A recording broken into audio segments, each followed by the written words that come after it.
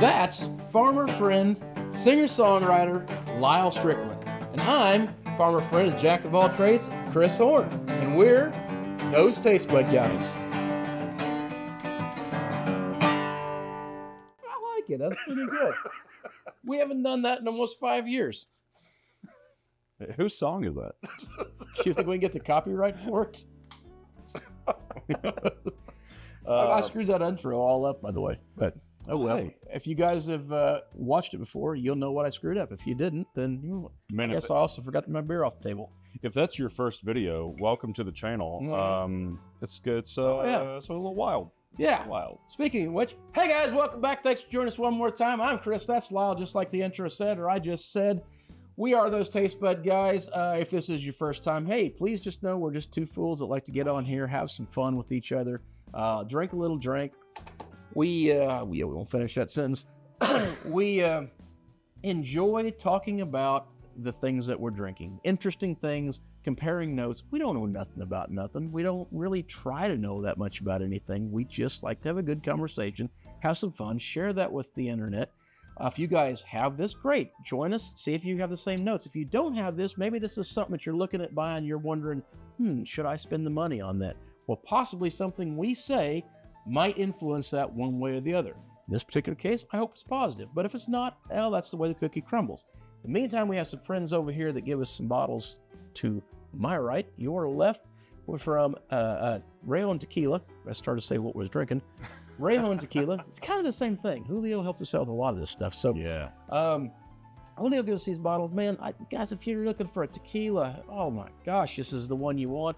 Ask for them. You got to get them in your area. Fantastic. We love it. You will not be disappointed.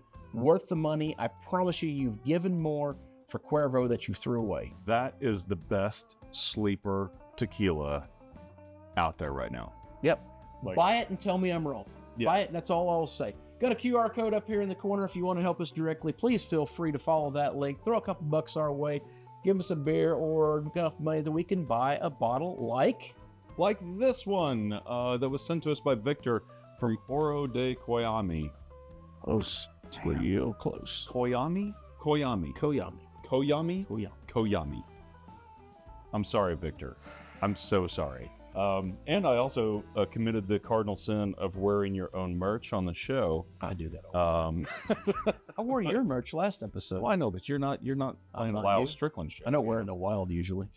I also wore a Lyal Strickland stuff in the wild before. I also poured myself a very hefty glass. I noticed, but I matched you. But I matched the energy. Since Dylan isn't coming, we can get drunk. Dylan, come on, Dylan. He's our buddy helping us out with some socials. Maybe some editing. Yeah. Show up. If you just come. This is, I don't know. How do I say this? Yes, okay. This was the wild card. So we got, bring the bottles over. Okay. Last we've been on a Sotol kick. Sotol, if you are not familiar with Sotol, go back and watch the other episodes, but a quick rundown is that it is made from similar to tequila, similar to mezcal, but it isn't either one of those. Totally different plant family. Different species. Yeah. Has to be harvested wildly. The plants can take up to 80 years to mature. These are generally 18 to 22 years before they harvest the plant. This is the Sotol plant. I might say this wrong. Distillerium Whisky. Yeah. If I butchered it, I'm sorry. That's that plant. These plants, as they're working on now, they're getting to where they can live to like 80 years, depending on how they're harvested. So they're getting a little more efficient at it. But generally speaking, they're out in the wild. Like Lyle says, they could be 20 years into a plant before they get harvested correctly. And they are doing some pretty cool stuff to make sure that these plants are like grown properly and like not harvested out of into extinction. Right. And so it's all Chihuahua mountain range. There is different plants, but these are all the Whisky. These were all is it artisanal? I think that's the right. I think it's artisanal. Yeah. Yeah, they harvest them out with hand tools. They bring them to a donkey, but then at the end of the day, they end up throwing them on. Well, they put them by hand. They put them into a dang pit, furnace pit. Yeah, fire pit. But then I do think they maybe use an autoclave at the end of it. Is that right? Or am I thinking, no, or is that? I'm not sure. Yeah, I think the autoclave gets used right at the end of it to thrash the plant before they. Anyhow, it's mostly all hand. So we've had the Joven, the Reposado, the Añejo from this particular brand, which I gotta say, we're just talking between episodes. I don't think I can pick a favorite. Like, if I had to, probably the Añejo, but they're so vastly different in characteristics. They're all beautiful. But today, so this one is interesting. So we got to talk to Victor. Victor Ibarra is the owner, and I don't know if he's actually the head distiller, but he's certainly the owner. And they have this one, what's called Vibora. And you're like, ooh, that's kind of evil sounding. Well, that's because it's got snake venom in it. Rattlesnake venom. I should have bought the earring with the rattlesnake head. Yeah. So apparently the story behind this, and yes, we know we're talking a lot. Skip ahead. You're in control of this. The story is back when the Chinese were in the area building the railroads, their medicine men would use snake venom to create medicine. And at some point, that became a little more, I don't know what's the right word, voodoo? Yeah, superstitious. Yeah. And they started putting the whole snake down in the snake whiskey, basically. At some point, that became a little more refined. And now there's some videos of this up. You can actually get these where the snakes are held in captive, treated fairly, so I'm told. And then they will be milked for their venom. That venom is added into this mixture when it is after it's distilled, when it's aged. And then they, I believe, if I'm not getting this screwed up with the other one, they also use the rattlesnake meat when they're using harvesting them for meat. They wash the meat with these as well. It's been a few months since I talked to Victor, but I believe that is the gist of it. So this is our rattlesnake whiskey, or snake venom whiskey, I guess. Yeah, I mean, this to me is like the easiest way to ingest any kind of snake or worm situation. Poison and poison. Like, I'm thinking of that snake whiskey out of like Thailand and Cobra whiskey, yeah. Cobra whiskey, and I know that from Archer. And then the I guess it's mezcal, right, with the worm. And sometimes tequila. Yeah. Notice this one's got a different cork on it. Yeah. These are all the newer ones. I don't think this one is one that's quite as readily available. I got a feeling you probably can't get this one in the States at all, if I'm being honest. Yeah, you might have to make a trip down there. It is a rubber. Oh, man. So, let's get to it. We're kind of doing a little bit of a comparison here, talking about the ones we've had before. So if you ain't watched those, go back and watch those episodes. You're up to speed now. Number one thing I get off the nose is, of all the smoky mezcaliness of the whiskey, this one has the least. This one has... Yeah, this one's the sweetest on the nose. Smoky nose. This one really just comes in, like you say, a little bit sweet. I mean, that smoke is still there, but it's vague. In comparison, it's vague. Yeah, far in the background. It has more of... This is the fruitiest. Yeah, fruity. I keep wanting to compare it more to tequila, but then as I start to say it, I'm like, I really don't know that I can think of a tequila it smells like. What do you think it... What could you compare it to that somebody might have had in the States? I mean, honestly, I think this is in the realm of like gins and vodkas that are rested in something. So like rested gin. I think that makes sense. Yeah. Or like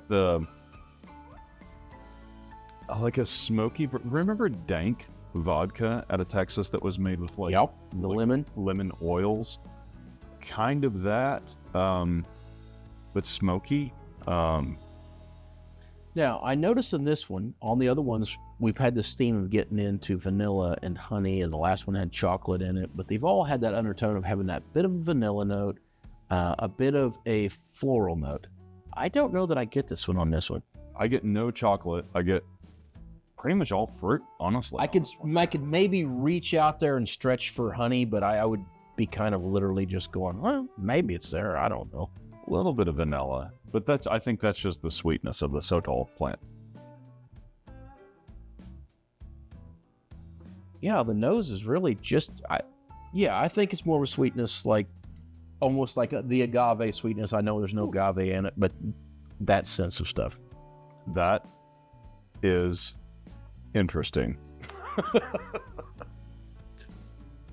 This is the first one of the batch that is not oily and thick. This is thin. This is a shooter. This is thin. Oh yeah, thin in the yeah. In the mouthfeel, it just washes down. Yeah. Gone. The flavor ain't thin though. The flavor is way more reposado tequila. Yes. Yeah. But spicy.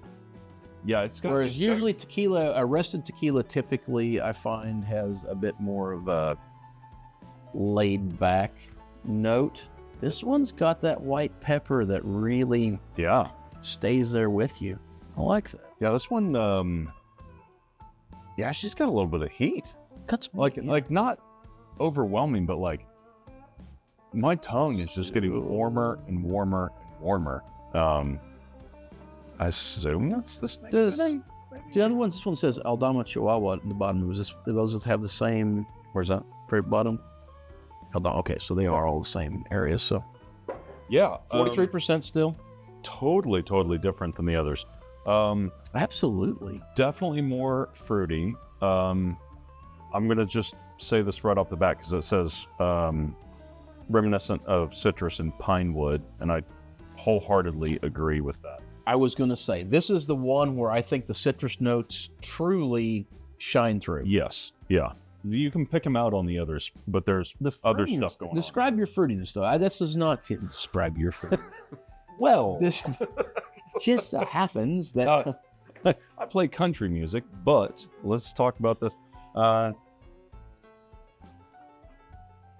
I mean, I can't quite catch up with you on the fruit stuff, but I'm interested in where you land with it. I mean, I kind of land still in that lemony, grapefruity. Lemon. I don't get grapefruit. There's a sour tartness to it that sour's not the right word. There's tartness to it that makes it bright. That the others just don't have. Like, I mean, they're buried in there, but... Well, when I think of the fruit, I think of deeper notes, more richer notes, and I don't get that necessarily in this one. I feel like the primary note tends to be more cinnamony. Yeah. Boozy. That might be the spicy note. Spicy, More of a cinnamon... But beyond that, pepper situation. Beyond that, after the heat, after the alcohol goes away, I'm trying to figure out what that is. It's like laying there on my tongue, trying to figure it. It doesn't quite.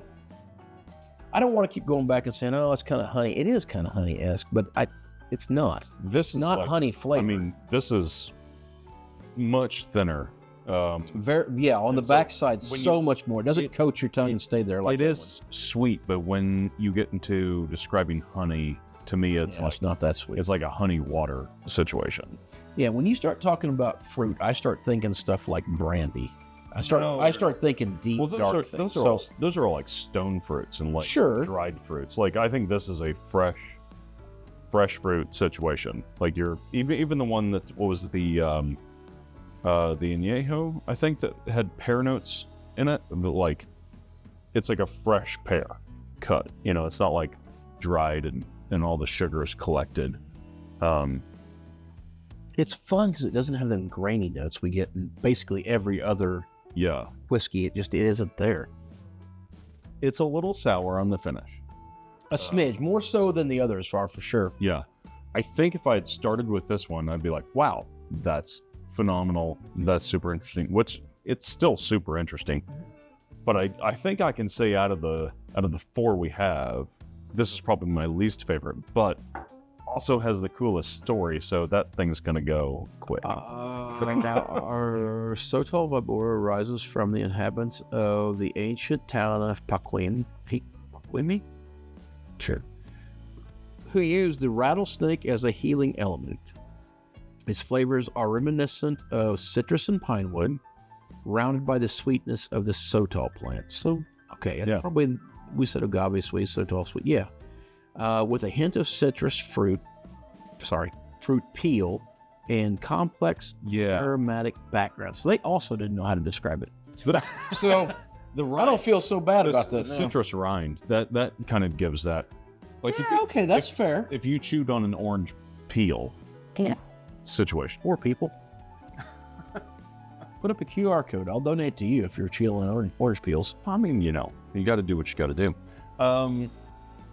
Super cool, though. I'm going to say, here's the kicker. When you said, like, compare this to, like, a Reposado tequila, actually, I'll go right back to Herradura. It's that sour tartness that finishes that makes me, it's reminiscent of that.